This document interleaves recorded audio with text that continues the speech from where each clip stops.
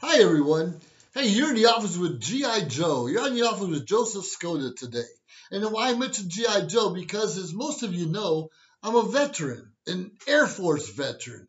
And today I have a special guest who's representing the GI Forum in Santa Maria, California. How you doing, Rigo? Good, good. How are you? All right, awesome. It was probably only a few months ago that I realized that you had something going on in the community, helping out veterans and other people, and through different sources, your manager and stuff like that. But I want to know more in your words. What do you do for our community? Absolutely. Thank you for having me here. Absolutely. Like you said, my name is Rigo Hernandez, and we're here representing American GI Forum of Education Foundation of Santa Maria, California. And Okay. what we do is we offer different services. But today, in particular, we're going to talk about the TOU, the time of use. Oh, okay. Okay, so it's a Okay. very interesting theme out there Please that a tell lot us. of people are unaware of, or we are pretend to be unaware of. Okay. But there's something going on called climate change. It's You happening mean the today. weather? The weather, Yeah. everything what we do in our daily lives Okay. affects the weather. In reality, that what we do right now, with everything what we do, sorry, man. Would you tell me more about Okay, what you're doing this climate change? When I think of climate, I think about the weather. But you're okay. talking more than just the weather. More than the weather. Yeah, you're Okay. talking about a law that passed in 2013, Okay. where the companies have agreed to do the time of use program, where they invite families here in our area in Okay. California Okay. to reduce what they do during peak hours. Between 4 p.m. and 9 p.m. is when we do everything else that we're not supposed to do, which is laundry, cooking, watching TV, listening to Oh, radio. right, right. Yeah, so we use a lot of electricity. We use a lot of energy, So we're and talking we're about talking about electrical use. So electrical we're use. using too Yes, much of yeah, it we're using in the too much of evenings. it, and now we have Yeah. to change that pattern where we have to do some of those things that we do at home. Not during the peak hours, but maybe plan during the day, do it before 4 p.m. or after 9 p.m. so we can start reducing our bills, which are going to change by 2020. Our bills are going to go up. I heard that. That's Yeah, not good. yeah. So what we're here to do is bring information that will educate our community in saving money by doing different things during the day in a different Okay. pattern. What are some of the big things that you and your company focuses on to encourage us to Uh-huh. reduce energy, electricity in particular? Okay, the first thing that we do at our office is that we're going to different events Okay. here in the community, passing out flyers, having a, a different type of contacting different type of organizations where Okay. we Okay. explain to the public about what can they do in order for them to be able to reduce the spend of energy during their household, each household. Sure. And we recommend is turn off non-essential lighting. Okay. Indoor and outdoor lighting consume are significantly amount during the day and Okay. during the night. Oh yeah. Adjust your thermostat. Pre-cooling your home outside of peak demand Now, hours. let's back up. Okay, all What right. is the ideal thermostat setting? Oh, that's a good question. Reduce your thermostat down to Uh, 50 degrees. What's well, that would help, that will help, but you definitely. That freeze will quite a help. bit. So what's the ideal thermostat setting? Ah, I've heard different things throughout the years, like maybe there's 69, 68 70, perhaps, 68 maybe. 68, Yeah. 68, that's the Okay. ideal. Now we're lucky we live Uh, in California where we don't see snow, even though we have seen some ice about a month ago. It got pretty yeah, cold out here. So yeah. we do have days that get down to the 30s, but for the most part, 40s and 50s and higher, thank Mhm. God, living on the Central Coast. But those cold days, and I'm told if you don't have the thermostat on at all, your heat, and then at the last minute you turn on so high because you're cold outside, it kind of costs more energy to do that. Tell us more about that. Well, then, like I said, there are different things that we can do. Not only the thermostat, but it's just the laundry. I mean, what time do you do your laundry? Um, don't do it between 4 and No. 9 p.m. Do it maybe 1 p.m. or wake up Oh. early at 8 a.m. and do your instead It of could be. I agree with you. I'm fortunate where I have my own schedule, but a lot of people work from 8 to 5, 8 to 6, 7 to 7, so they're forced to do that stuff after hours. right. So just But they quit their jobs. we not necessarily. I think we have to think about our next generation.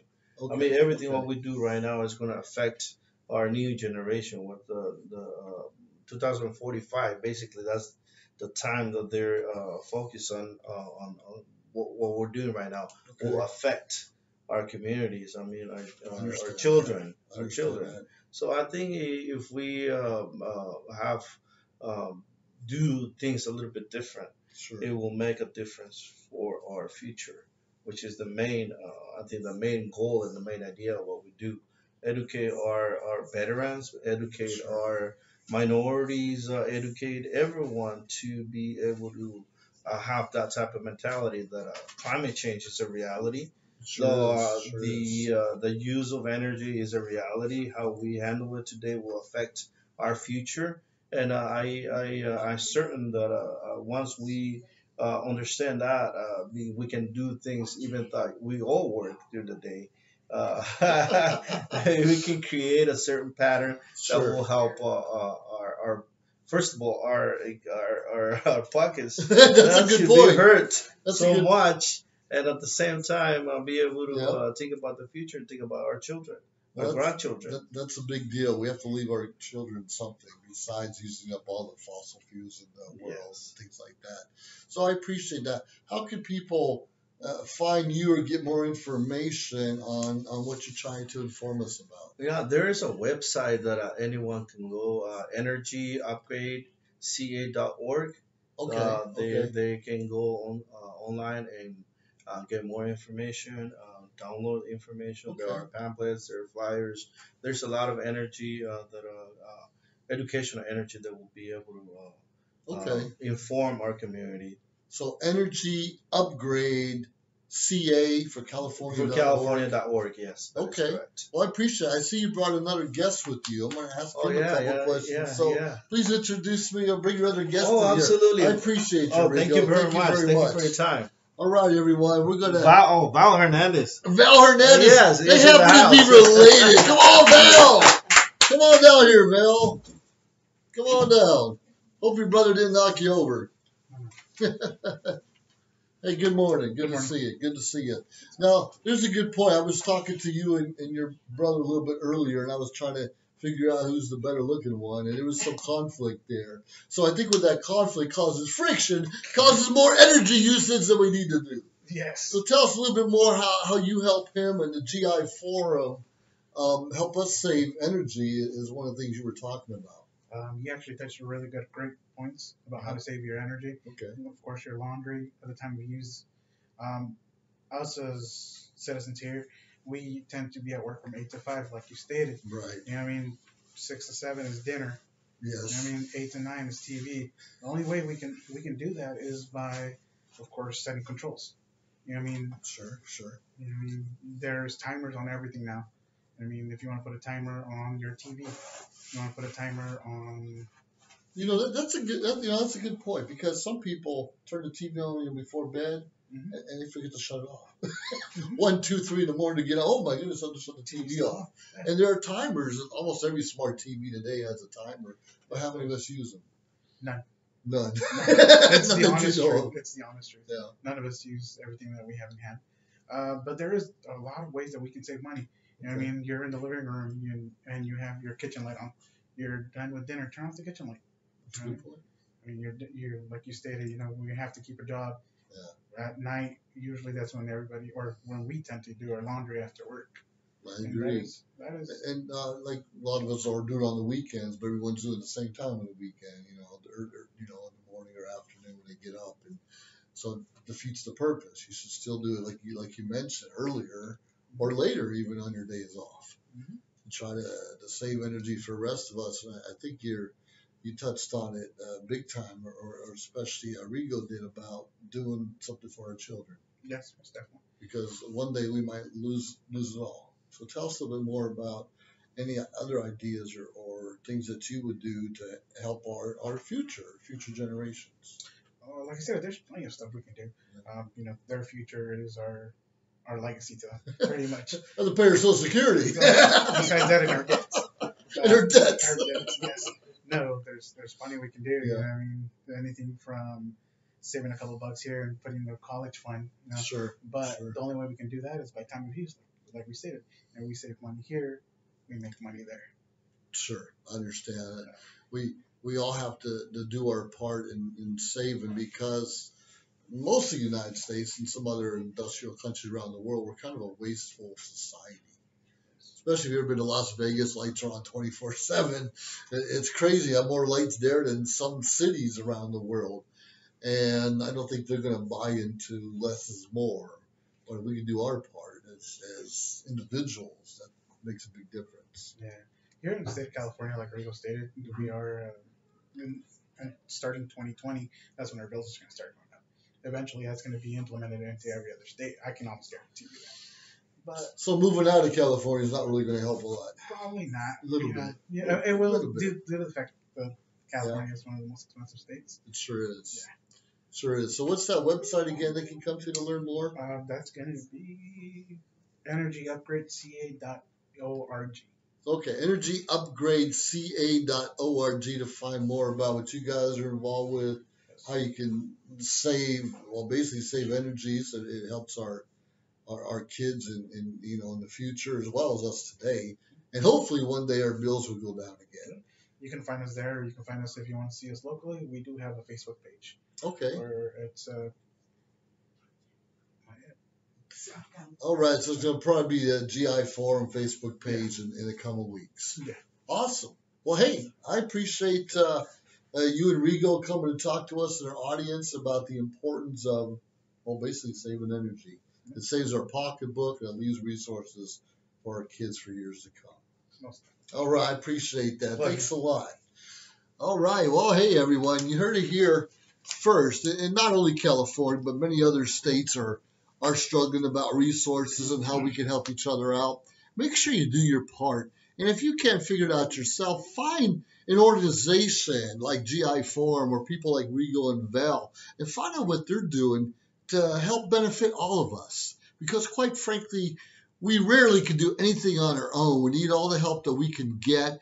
And let's help serve each other and inform one another how we can make our world a better place. Well, that's it for this section right here, but I'll have another guest on the next episode.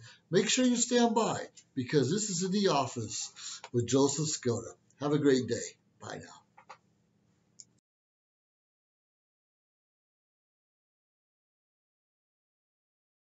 We've reached the age of live streaming on social media shows. You may ask, we're already ahead of the curve, so why do you need to advertise with us? Well, only 8% of the businesses in the US are using digital advertising to grow their business. That's 2 percentage points short of reaching critical mass, which will lead to faster results. We have 20 plus shows with a reach of over 80,000. We'll give you commercial ads, website link, and connections to nonprofit organizations.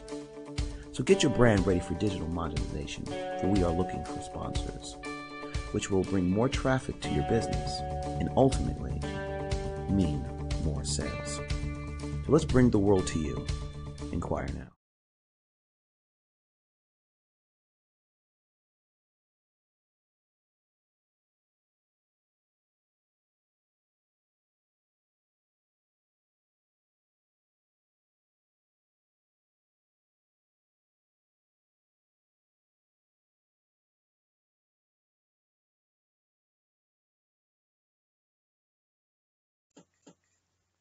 Now, sure, when we're little babies, we know how to cry or wave our hands or give that special smile when you want some milk, to be fed, which is great. Little things you learn throughout time.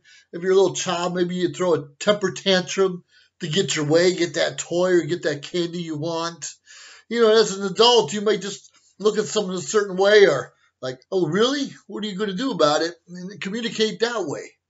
And as we become more mature adults, we need to find, now listen very carefully, we need to find a way to communicate that is understood by others.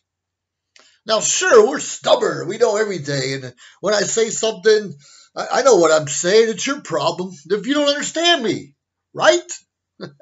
Well, that's far, far, far from the truth. Now, many of you know that I'm a Toastmaster. And I've been a Toastmaster for just over 5 years. And I've worked my way up the leadership chain. Let me talk to you a little briefly what Toastmasters has done for me and so many others I've seen in this world. It's helped me communicate better, more distinctly, more whatever, you know the words is. But the bottom line is to get to the point quickly without all of those filler words of da. But getting to the point in a clear, concise manner. And sticking to a time limit. So those are kind of important and easy to do when you're in the Toastmasters program because we're practicing speaking in front of our clubs, and sometimes we get opportunities to speak outside of our club. So we use those skills to communicate. And I found my voice that way, and I found a lot of confidence now speaking in front of hundreds of people. Where 5, 6, especially 10 years ago, that just wasn't going to happen. That just wasn't going to happen. But the problem that I still have sometimes, as well as others I know, is that we're good in crowds. We're good working the crowd, networking. We're good at being on stage and performing. But often we still fall short in our one-on-one communications. Now, I don't know how many of you are married or how many have families, things like that, but we all have relationships, whether it's at work or significant other, child-parent relationship. And sometimes we believe we told our message to that other person and they understood it. Now, I'm a guy, obviously, and here are sometimes women will say something and they expect us men to understand what they're talking about. When in our minds, they change their mind all the time anyways, and who knows? That's just my perception, not necessarily true. But often, I don't get the message clear enough. You say, hey, I'm getting off work a certain time. Let's go do something. In my mind, I'm already there getting ready. Okay, you get off at 5 o'clock. At 5:30, we're doing something. And you might come back and say, well, we didn't plan anything. So I'm just going to make it an early day. But if you're telling me let's go do something, I'm already planning, maybe I'm already dressing, maybe I already have a schedule ahead of us. Now, that could be a miscommunication because of at least your significant other don't understand. If you have a strict schedule, okay, 5:30 you pick me up, 6 o'clock we end up here. What am I going to wear? What should I look like? And those are important things to the other person's mind, but not necessarily yours.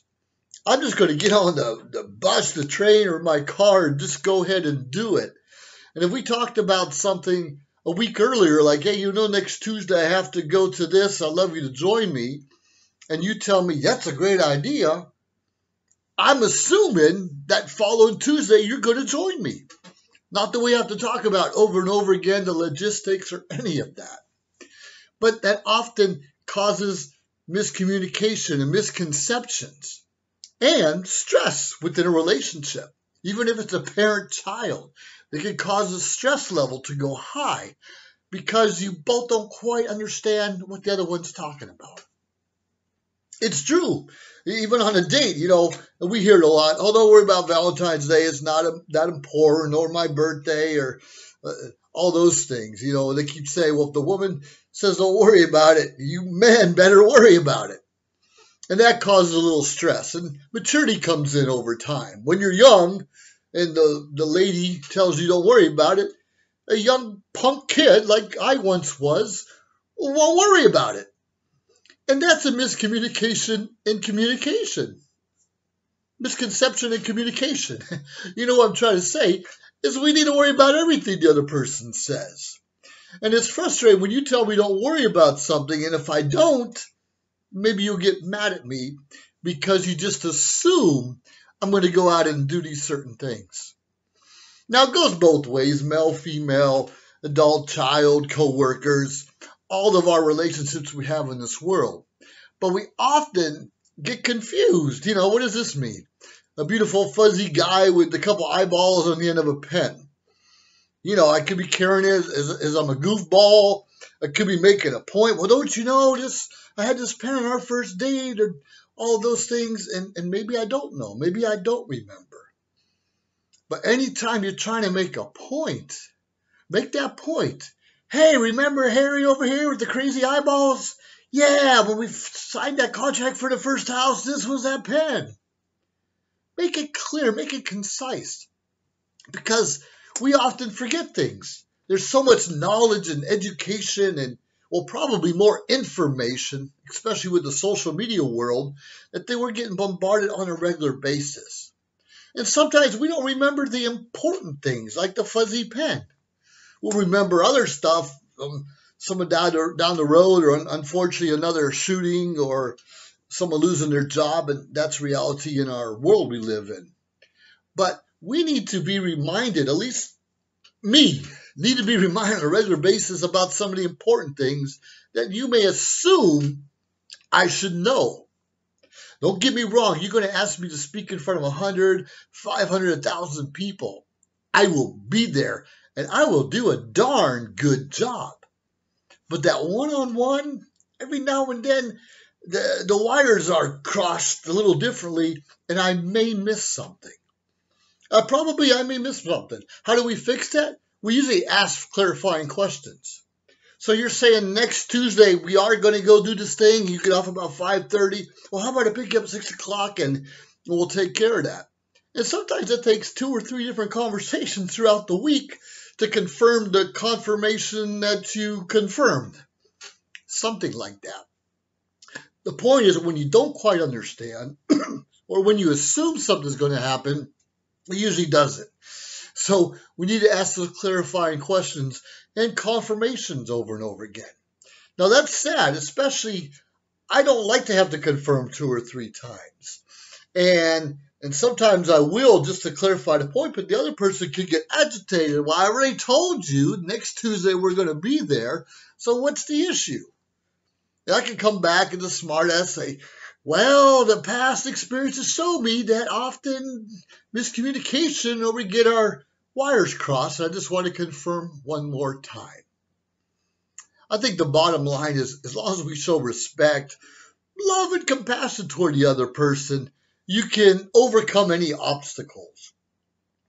But be careful about the assuming and the assumptions the other person is going to understand the point you're trying to make. We're all human. We got this little thing between our ears, and sometimes it gets confusing. Well, whatever it is, work on your grammar, work on your eye contact, and get rid of those filler words like, sure, why not? Get to the point, stick to the point, and make sure you have a plan and then you follow your plan. If there's anything that might change, anything that might upset those plans, have that plan be in place. Get that communication going. Say, hey, I think I'm getting off at 5:30, but we have a guest coming and I might be delayed. I'll let you know. And if I'm not home by a certain time, we'll another day or later, or we'll go somewhere different instead. That's okay. Be clear and be honest. Because often we promise things that we're not sure we can follow through with. Sadly, it's the world we live in.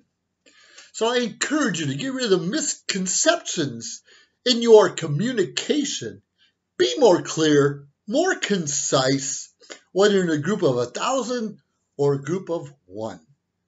Because it's so important that we show respect, love, compassion to the other person. We all can live a less stressful life. We just be honest in our communications and keep the flow going. You have yourself a great day. And those are my points, my pointers of the day in the office with Joseph Skoda.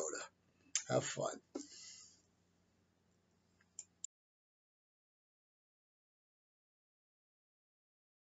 Live streaming on social media is the best new way to interact and bond with your community. Do you love to encourage, motivate, and empower others, but you do not know how? Well, your opportunity starts with us on social media shows. We have 20 shows a week live streamed across the globe, with a reach of over 80,000 and growing. So you can host your own show, and you can be anything you want to be. So let's bring the community together